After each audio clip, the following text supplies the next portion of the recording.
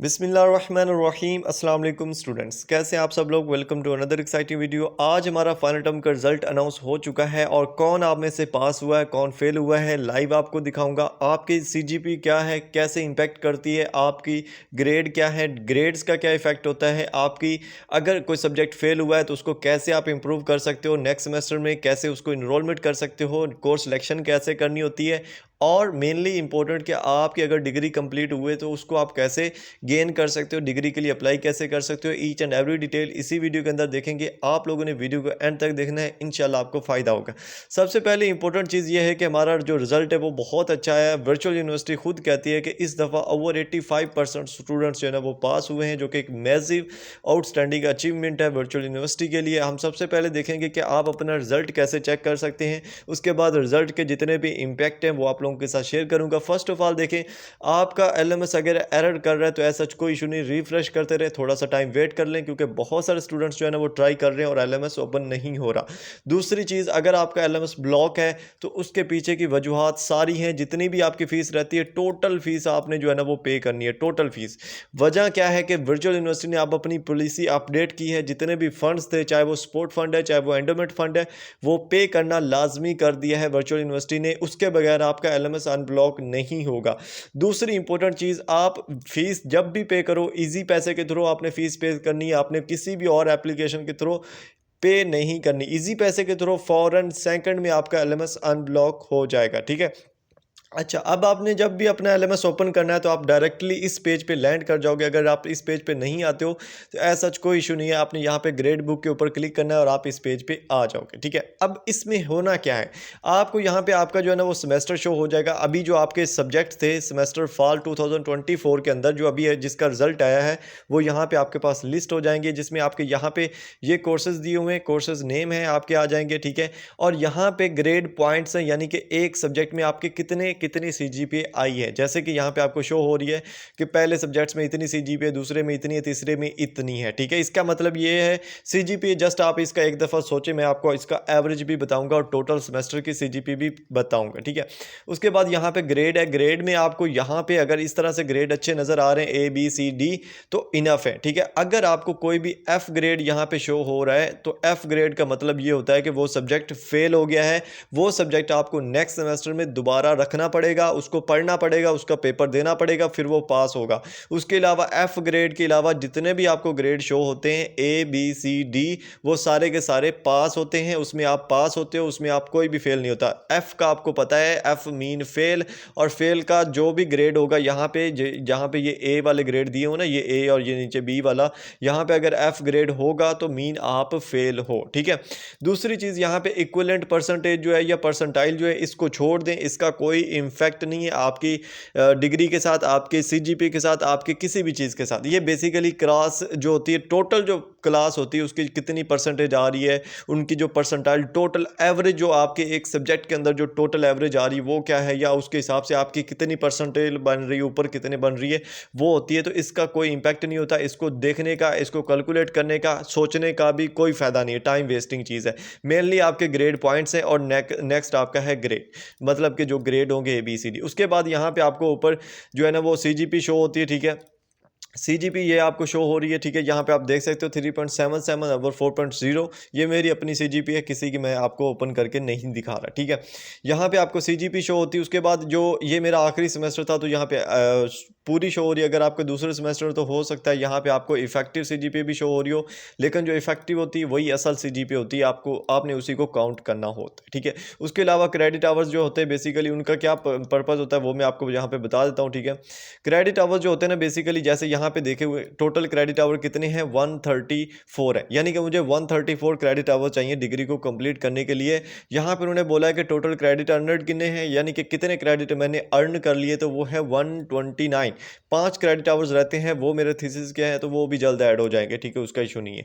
तो अब आपके अगर यहाँ पे क्रेडिट आवर्स रहते हैं तो उसका मतलब ये है कि आपके अभी सेमेस्टर्स रहते हैं जिनको आपने कवर करना है, और आप वो कवर करोगे तो ये आपके टोटल क्रेडिट आवर्स ऑटोमेटिकली हो जाएंगे, ठीक है।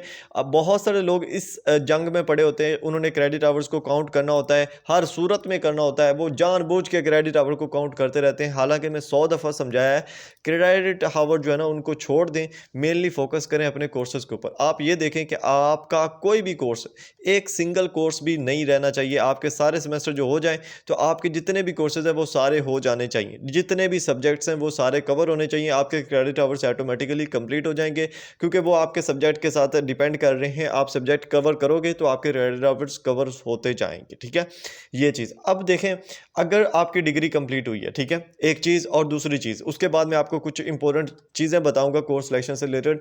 अगर तो आपकी डिग्री कंप्लीट हुई है तो यहाँ पर उन्होंने हमें वाजिया बताया है सीजीपी इंप्रूवमेंट। सीजीपी इंप्रूवमेंट मतलब कि अगर आपकी डिग्री कंप्लीट हो गई है और आप सीजीपी को इंप्रूव करना चाहते हैं, यहाँ पे वो स्टूडेंट बिल्कुल भी इंप्रूव नहीं कर सकते फिलहाल, जिनकी अभी 3 4 5 सेमेस्टर रहते हैं। और उनको मैं रिकमेंड भी नहीं करता कि आप लोग अपना रिजल्ट जो है ना वो इसको इंप्रूव करो, अपने सब्जेक्ट्स को इंप्रूव करें। उनके लिए मैं एक चीज़ सोच के रखी है, वो अलग बताता हूँ। मैं फिलहाल मैं उनको बता रहा हूँ जिनकी डिग्री कंप्लीट होगी, जिनका कोई सब्जेक्ट नहीं रहता, जिनका सेमेस्टर भी ख़त्म हो गए, वो क्या कर सकते हैं। उनके लिए उन्होंने यहाँ पे डेडलाइन दी है कि आप फ्राइडे 7 मार्च, ठीक है, 7 मार्च तक आपने क्या करना है, ये जो ईमेल दी हुई है इन्होंने improvecgp@view.edu.pk, इसके ऊपर आपने ईमेल करनी है अपनी ऑफिशियल वर्चुअल यूनिवर्सिटी वाली ईमेल से कि मैंने जनाब अपनी सीजीपी इंप्रूव करनी है। तो वो क्या करेंगे, आपका जो ग्रेजुएशन का स्टेटस है वो रोक देंगे। ग्रेजुएशन स्टेटस बेसिकली क्या होता है कि फ्राइडे 7 मार्च तक मुझे मेरे एलएमएस के ऊपर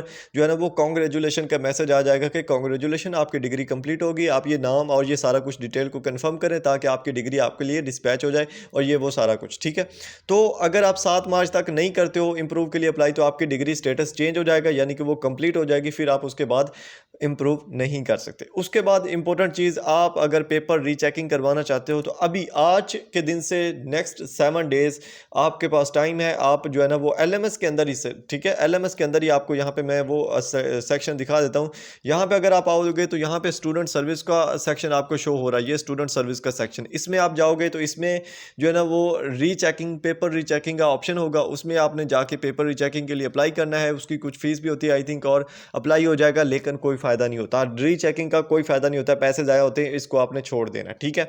अब बात करते हैं, अगर तो आपका कोई भी एफ ग्रेड आ गया, अल्लाह ना करे आपका किसी का भी एफ ग्रेड आ गया है, तो अब आप लोगों ने क्या करना है, ठीक है। बेसिकली हमारी जो कोर्स सिलेक्शन है वो ऑलमोस्ट 7 मार्च तक ओपन हो रही है, ठीक है। कोर्स सिलेक्शन कब ओपन हो रही है, 7 मार्च तक, इसी 7 मार्च को कोर्स सिलेक्शन ओपन होगी।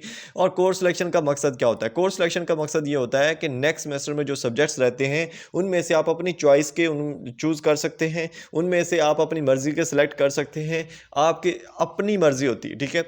आप प्रैक्टिकल रखना चाहें, आप थ्योरी रखना चाहें, वो आपकी अपनी मर्ज़ी होती है। अब कोर्स सिलेक्शन जो है ना वो इंपॉर्टेंट स्टेप होता है आपके पूरे सेमेस्टर का, ठीक है। मैं कहता हूं कि सेमेस्टर की जो बुनियाद होती है वो एक अच्छी कोर्स सिलेक्शन होती है, और इसी के ऊपर मैं हमेशा वीडियोस बना बना के थक जाता हूं लोगों से, फिर भी ना कोर्स सिलेक्शन होती है अच्छी, और फिर बाद में कहते हैं कि हमारा तो रिजल्ट ही नहीं आया अच्छा, हमने तो बहुत पढ़ा था ये वो सारा। क्योंकि वो पता ही क्या करते हैं, वो सारे टफ सब्जेक्ट चूज़ कर लेते हैं, और ऐसे सब्जेक्ट चूज़ कर लेते हैं जो हमने नेक्स्ट सेमेस्टर में पढ़ने होते हैं, लेकिन वो अभी पढ़ के अभी रख के बैठे होते हैं, अभी उन्होंने पढ़ना होता है, ठीक है। तो आप लोगों के लिए को जो कोर्स सिलेक्शन है वो 7 मार्च तक ओपन होगी। 7 मार्च को जो भी आपके एफ सब्जेक्ट हैं वो भी आपको वहाँ पे शो हो जाएंगे, जो भी फेल सब्जेक्ट हैं वो भी आपको उसमें शो हो जाएंगे, और वो सब्जेक्ट हम कोर्स सिलेक्शन के अंदर जो है ना वो रख सकते हैं। उनको कैसे रखना है, चूज़ कैसे करना होता है, कोर्स सिलेक्शन कैसे करनी होती है, ये प्रॉपर वीडियो बनेगी इसके ऊपर। आप लोगों ने चैनल को सब्सक्राइब करके रखना है, क्योंकि जैसे ही कोर्स सिलेक्शन ओपन होगी तो उसके जितने भी फंक्शंस होंगे उसके ऊपर हम बात करेंगे, और लाइव आपको कोर्स सिलेक्शन करके दिखाऊंगा कि कैसे कोर्स सिलेक्शन होनी है और कैसे एक इफेक्टिव कोर्स सिलेक्शन होनी है जिससे आपको बेनिफिट हो इन फ्यूचर, ठीक है। तो ये चीज़ होगी। उसके अलावा आपका अभी भी कोई क्वेश्चन है तो आप नीचे मुझे कमेंट कर सकते हो। एक और चीज़, आपका अगर प्रोजेक्ट थीसिस का जो रिज़ल्ट है वो पेंडिंग में पड़ा है तो उसकी आपने टेंशन नहीं लेनी, वो रिज़ल्ट आ जाएगा। उसके अलावा अगर आपका किसी भी सब्जेक्ट का रिज़ल्ट पेंडिंग में पड़ा है, यहाँ पे ये जो ए लिखा हुआ है इसकी जगह अगर पी लिखा हुआ है, यानी कि पेंडिंग कुछ भी होता है उसमें पेंडिंग लिखा हुआ आ रहा होता है, ठीक है। एक जो व्यू 001 वाला सब्जेक्ट है ना उसके आगे पी लिखा होता है, उसका मतलब होता है पास, ठीक है। लेकिन फिर भी आपने चेक कर लेना है। अगर किसी का पेंडिंग कोई पड़ा हुआ है तो आपने टिकट जनरेट करनी, उनको बताना है कि सर ये जो मेरा फलां सब्जेक्ट है उसका जो रिजल्ट है वो पेंडिंग पड़ा हुआ है, काइंडली इसको अपडेट करें। ठीक है, समझ आ गई? तो ये चीज़ें हैं जो कि आप लोगों ने अभी से करनी है। ठीक है, और कोर्स सिलेक्शन के लिए इंशाल्लाह आपके लिए अलग एक वीडियो आ जाएगी जिसके ऊपर पूरी डिटेल से आप लोगों के साथ शेयर कर दूंगा चीज़ें मैं, और इंशाल्लाह आप लोगों को डिटेल से समझाऊंगा सारी चीज़ें। ठीक है, होप सो आप लोगों को समझ में आ जाएगा और आ गया होगा। ठीक है, एक और चीज़ मैं भूल गया हूँ कि सीजीपी जो है ना वो 2 पॉइंट कम से अगर थोड़ी होगी तो वो बंदा फेल होगा। ठीक है, 2 पॉइंट कम से अगर नीचे है तो उसके वो बंदा फेल है, इससे ऊपर वाले जितनी भी सीजीपी होगी वो बंदा पास है। ठीक है, होप सो आपको ये चीज़ भी समझ आ गई होगी। मिलते हैं नेक्स्ट वीडियोज़ में, अपना ख्याल रखिएगा। अल्लाह हाफिज़।